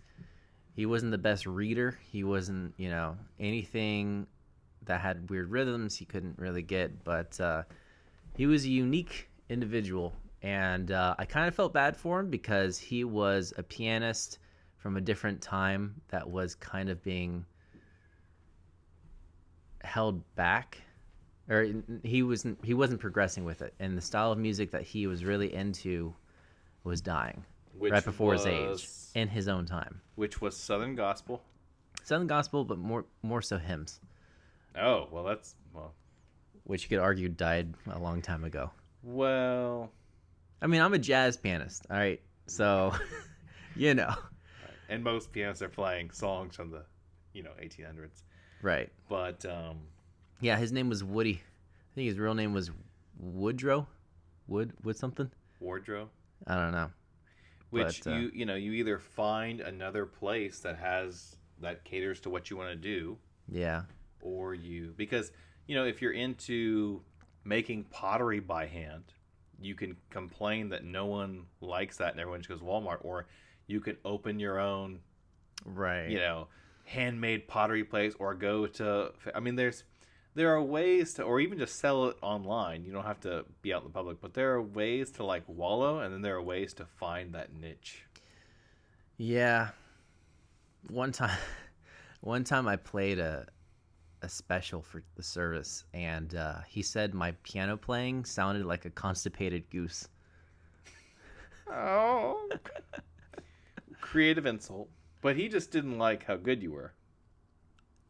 Is that what Which sounds weird. I don't right, like it sounds saying like it. a pat on your back. Right? I don't like saying that. But if that, we got to call a spade if that's what's going on, right? Oh yeah, he was a complete jerk the entire time. Which, if I remember correctly, spoiler alert, or are you waiting to keep this chronological? I'm about to leap forward. Oh, let's keep it chronological, I suppose. But anyway, what made him a jerk? What did you not like about him? Well, he had a very in short. his defense, and I'd say if Simon had flaws, then I'd say if we were talking about it. But Oh, I do. well, yeah, but I mean a specific one right now that I'd lay it down. But basically, Simon will give you a chance. He's not the most horrible person in the world to try and get along with. So I don't know if that was a compliment or not. So it's not like you were just grumpy in the morning every time you had to be there, and you were like, Oh yeah, especially back then. This was the first young Simon piano position I got outside of college. So how was he a jerk? What did you not like about him? Well, he was one of those guys that definitely, when you're a pianist at a Baptist church, an old school Baptist church, you're kind of the rock star. There's the pastor, and then depending on the size of the church, the next big wig dude might be the pianist. He's been there forever, and this dude, he's got the cred. Right. I think Woody had already been there for like 12 years before I did. And then here comes waltzing in. Oh, another reason he didn't like me was he played there for like 12 years, then he left, and then we both auditioned for the part again. The music minister chose me, but the pastor chose him. So I gave my 2 weeks notice to go from the church I was playing at to this church. And then the pastor or the music minister was like, "Oh, by the way, actually, you're not going to be the pianist. You're going to be the keyboardist." So we had a keyboard, we had a pianist, and we had an organist. And it was so loud, and Right. everyone was playing everything. You mentioned that. And but what did he, which He was very- you're like, okay, I'm the keyboardist, whatever, as long as the check clears. But what did he not? What did he say to you? So he said your playing sounded like a constipated goose. Yes, he Creative. complained to the committee when I played the first time I played offertory on the piano. He tried to make it. He's like, he shouldn't be playing a piano piece on my piano. On my piano. And you stuck your head in the meeting. You were like, "Don't you mean God's piano?" Right. It was the church's piano, and it was everything. Whenever I'd play something, he would just say some very heinous things about it. And to you, but then also to other people, I imagine. Yeah, to other people. Jeez. He was not known for his personality. How insecure do you have to be? And that at that age. Yeah, because you're you're so tired of that. Because he was like 60, early 60s when I met him, I think. And I mean, maybe late 50s, but I think it was early 60s. So any notable episodes? Like, was there that one afternoon where he lit your car on fire or tried to get you removed from the church or anything? I think most of the time it was just, he would play things wrong and try and blame it on me intentionally. That is messed up. Yeah, he would do everything just to try to get me fired. And I was fired from that church like twice before I resigned. A lot of people Well, don't but it know. was one of those things where like it was like you're fired. By the way, we need you next week. Right. It It was didn't mean just a bad anything. relationship. Like any relationship where you're dating and then you Right. break up and then you start dating again. You're like, I don't know about this. We just need to give it one more chance. And then you break up again and then they date. Yeah. It was just man. He would just say the strange, and he would just say things to people, and people were like, I don't think that's what Simon is like. Um, Oh, that's why it's good to be just default nice to people. yes. Because you're not even you might not even realize that you need their testimony later on when they're like, no, Your Honor, he's just not like that. He wouldn't have stolen, like when you get accused of something. All right. Ugh. So when you have strangers come in, you just automatically be. Xenia, Is that what it anti? the princess warrior. What is it when people Xenophobe? xenophobic? Yeah, Okay. xenophobic. Yeah, yeah. But anyway, he and I get it if you're a jerk and you're really really really good at music, like you're like, okay, maybe you don't like me because He's you're got the diva complex. He was a Right. child prodigy.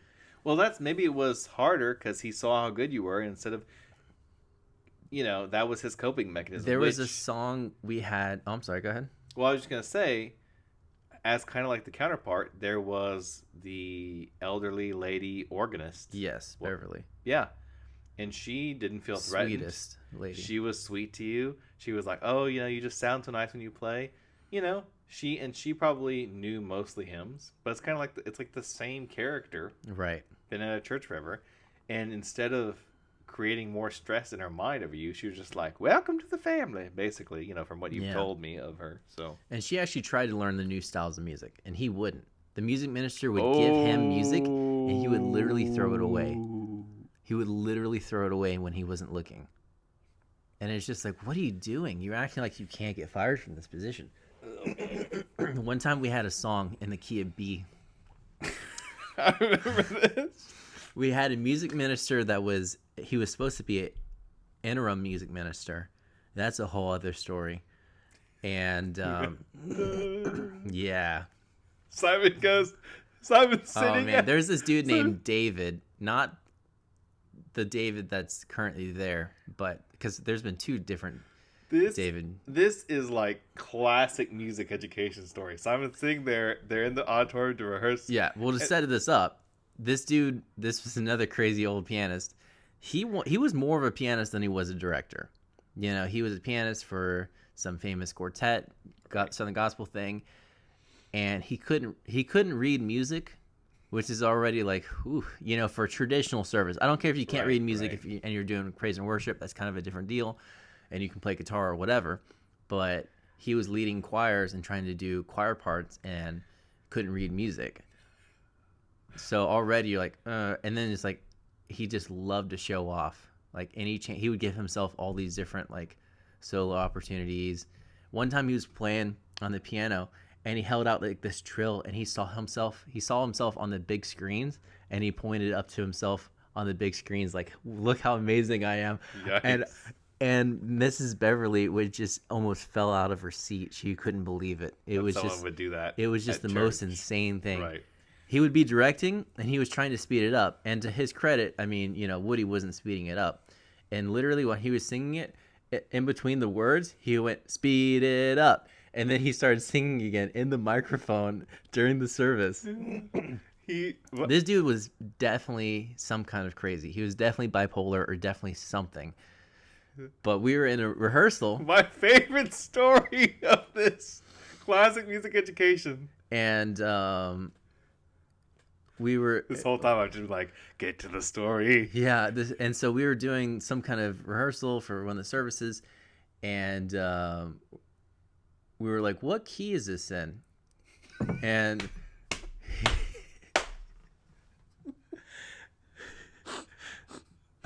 because we were listening to a recording of the song, and so to set it up, we were listening to a recording of a song we were about to rehearse. Right.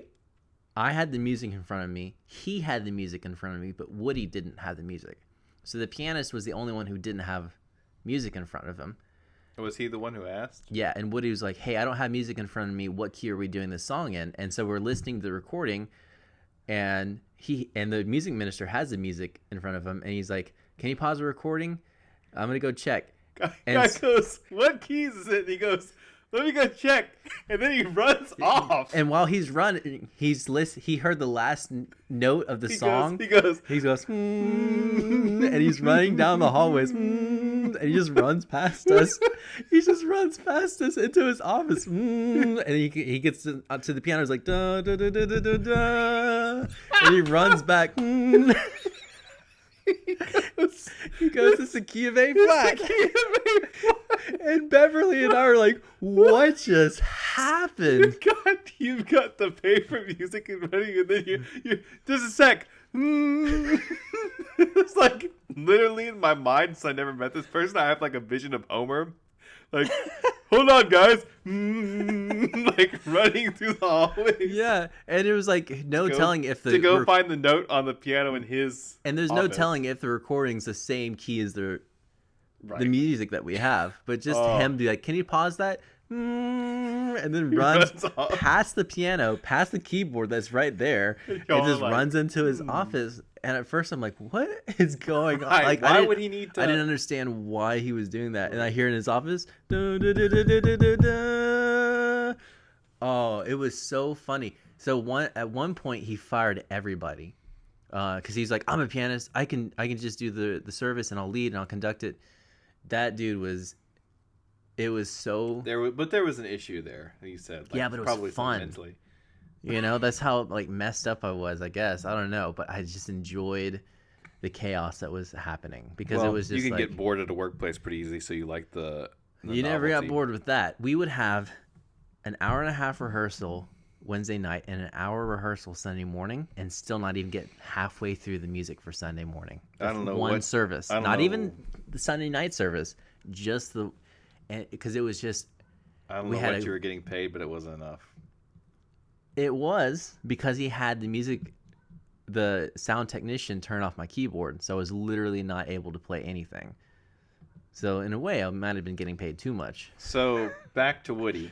Did it come to a head? At one point, was there a battle? Did y'all both get fired? Did he get fired? Did you get fired? What happened? At one point, so when that music minister was there, Woody, we came to a song in the key of B, which has 5 sharps, and Woody was like, he turned to me and he's like, I want you to write in every single sharp that's in this song. I mean, it's a full written piano piece, and there was a part where it modulated into B, and I was like, I'm not doing that.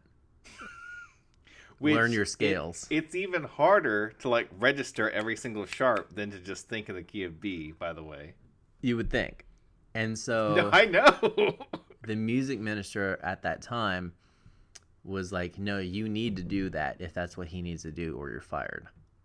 So I had to sit there during rehearsal as they were rehearsing and write in every single sharp. You are joking me. You actually had to do it? Yeah. I mean, I was like, well, I kind of need the money. I mean, I wasn't teaching like I am now. Right. And so Woody had this Cadillac that he was leasing, and it was like his favorite thing in the world. And he always had this one parking spot that he would park at because he was like, more people see it there. And so it was like his show off spot. It was like this corner spot so that it like showed off both sides. This is like the most southern story ever. Like the Cadillac. A red Cadillac. Every time I see a red Cadillac now, I think of Woody. It was a red Cadillac. Red Cadillac. And was it like this an old vintage one, or was this newer? No. He'd always update it, like because he was leasing it, so he always wanted the newest one. And then it was kind of funny because he would get like all frustrated with the computer and stuff that was inside because he couldn't figure out how to like turn on the radio. It was that complex for him, but he always wanted the newest one. And so one time there was a sunrise service that we had to do. And we had to be there at some ungodly hour, like 5 o'clock in the morning. Did someone take his spot? And so I noticed that the guy in front of me, it was a red Cadillac. And I was just like, I think that's Woody. You're like, oh, it's on. And so I was like, if this guy turns in the parking lot of the church, I know it's Woody. Like I know. And so the parking lot, there was literally we were the first ones to show up. There was literally nobody in the parking lot. This is some good, wholesome, clean fun right here. So I gunned it, and I swerved around him, and I swerved into the parking spot. Oh, my God. And he parks he like looks. He's like, look to see who it was, Right. because Like, he's like, what what tarnation? what? And I get out, and I don't remember why, but he had hurt himself like on his foot or something, and he had a cane. So he parked next to me, got out, and And it's started. not like you took the only handicap spot or something like that. There was 500. No, there was more than that. There was probably close to 800 parking spots in this parking lot. And he gets out and he starts yelling at me, and he's waving his cane back and forth Oh my god! like some kind of, get off my lawn type of situation. It was just so funny. It was weird though, because when we weren't around other people, he was super nice to me. We would go out and get breakfast sometimes, like before, This is the in between. bizarre part of the story to Yeah. me. 'Cause it's like you get him away from his little kingdom where he has to put on the show and fight for his territory in his mind. And then he's just like this tired old man who's like, truth be told, you sound great, and I wish I could do some of the jazz Yeah. stuff. I'm And kind we'd of putting words in his mouth. Yeah, but and we would talk about music, and we'd laugh, and he would talk about his childhood and like being raised in a small town, and his mom literally played in church for 80 years. She died when she was like 90 something, and it was like really cool. It's kind of like a legacy that he kind of moved into, and he would tell me all sorts of things. He well, he was engaged at one point to the love of his life, and then she left, and it just kind of like threw him in a spiral. But and then also he turned out to be gay, I guess, bi or whatever, and he really struggled with that, being in a Baptist church. And you never know what someone's going through, right. and there's always this temptation to write someone off as just two-dimensional. Yeah. Well, but there's this, if we could only peer into the soul of a person's eyes, and see the story of being raised in a small town, dealing with feelings, being let down. I mean, like, who knows what that guy was like when he was young. Yeah. You go back in time, and it's just like cracking jokes, happy, maybe inviting, like, before the bitterness. It's like almost a cliche, like the Scrooge thing at a certain point. But on the other hand, it's like, well, sometimes that's what really happens to people. Yeah. And it makes you think, is like, well, am I going to be like that? Because he could have been just a happy guy, and then you get divorced, and then what's it like to be old and lonely? Because from what I understand, he didn't have family. So it's not like this was Grandpa's house and everyone was coming over. Right. He lived on his own. But they didn't get along. He wanted me to move in with him. And I was like, I'm good. He just saved up for cruises every year, and that was just his thing. He didn't own anything. He rented out an apartment. He leased his car. And I don't know. It was kind of sad. Days of our lives. What's it like to be old and lonely? Hopefully we never find out. Well, I hope we find out about being old, but yeah, it was. I meant the combo deal. Mr. Rogers said, and this is something I've always thought about, is if you knew everyone's story, you would never be mad at them. I don't know.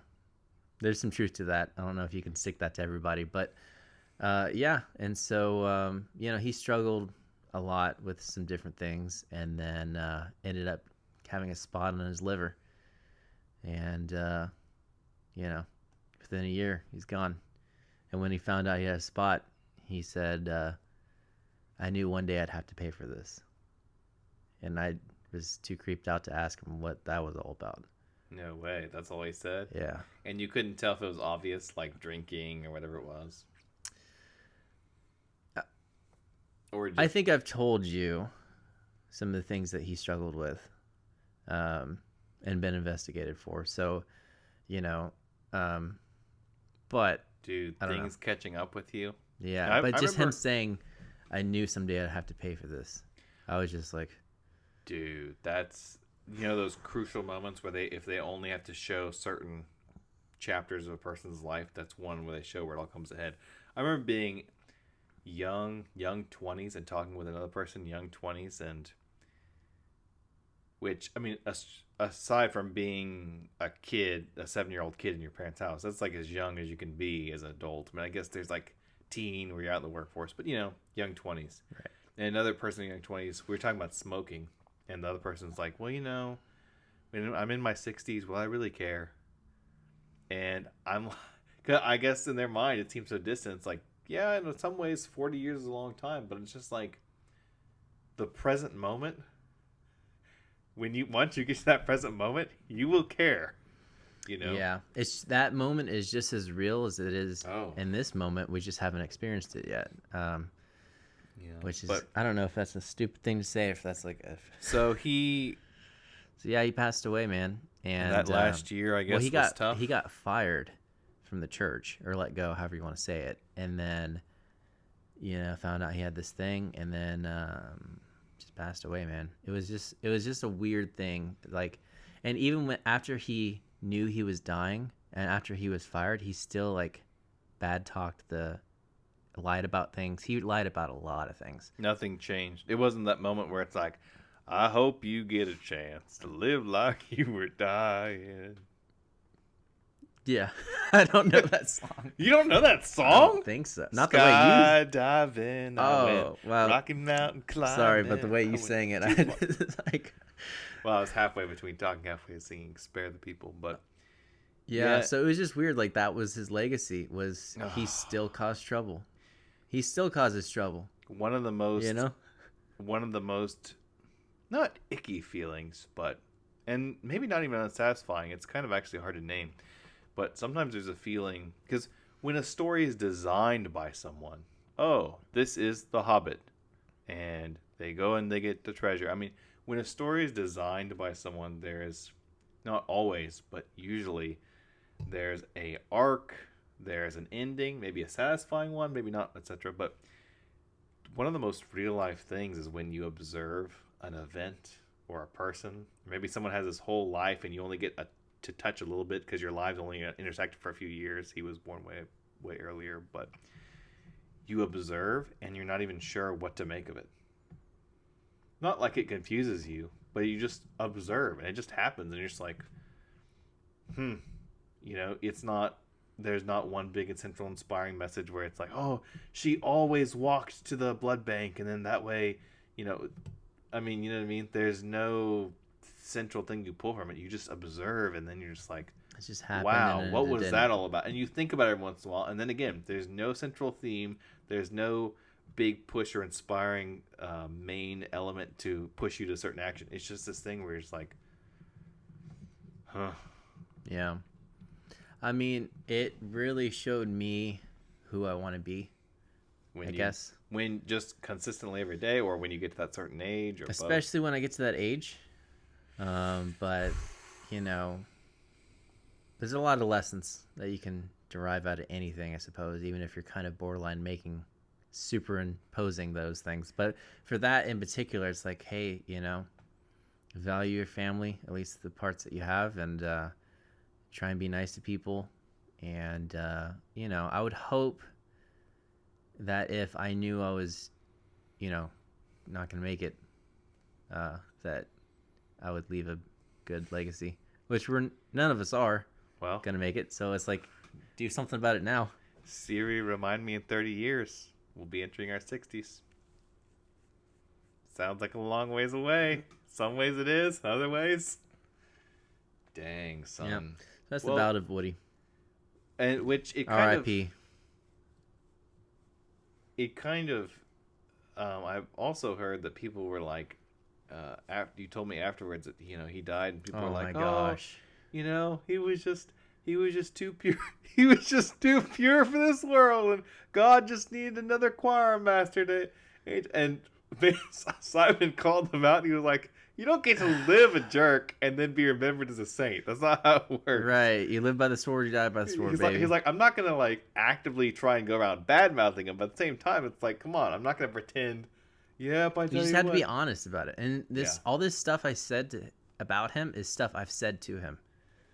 Right. And that's another rule of mine. Come on, man. It's like, yeah, it's not like you were going behind his back and be like, well, Woody. Right. You would say to his face, look, you're being rude to me, or you're being, Yeah, it was just odd.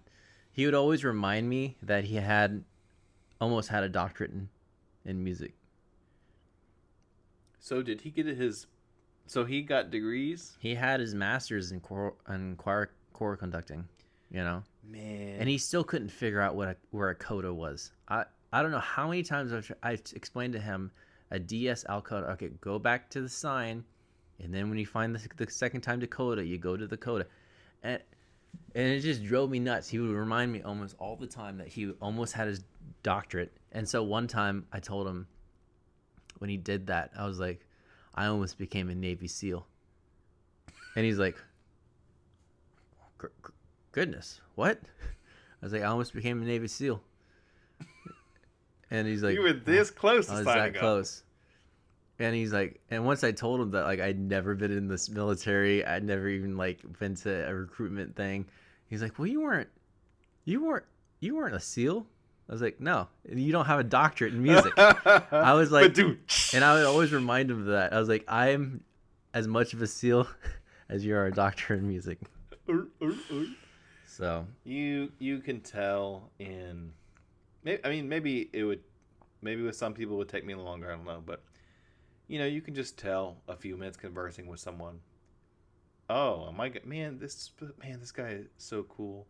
Man, this lady just has it all put together, and like she's just so kind about it, and like, man, I want to like talk with her about the old stories, or I want to, you know, like the organist or whatever. And it's, for me, it's never if someone does the same things I do.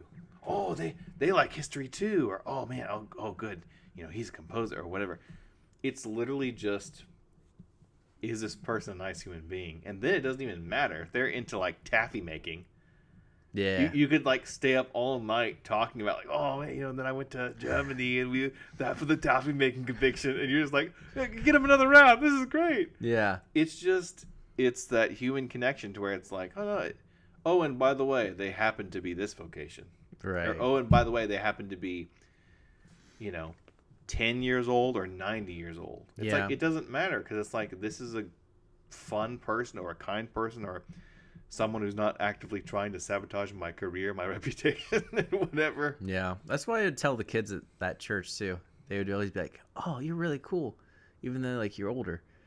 I was like, okay, first off, I'm like not that old, but you know, I was like, you know, don't just, there's cool people and there's not cool people in this world. That's about it. You know, you could be 60 and ballin' and be super nice. Oh yeah. And party hard or whatever. And then you could be a 24-year-old who stays in every week and just plays video games or whatever. I don't know. But there's only cool people, not cool people. I think you're, for the most part, a pretty cool person. And you know what? It's been almost 2 hours, so let's wrap this up a little bit. Well, thank you all so much for listening. It's been a good night. Oh, it has. We haven't done the intro yet. So welcome to Petty Talk. I'm your host, Simon Petty, and this is your other host, Alex Petty. Now, I will say, tune in next time, because we do have some very special things being unveiled. I really do mean it. You know what I'm talking about. I'm going to nod. Oh, yeah. Yeah.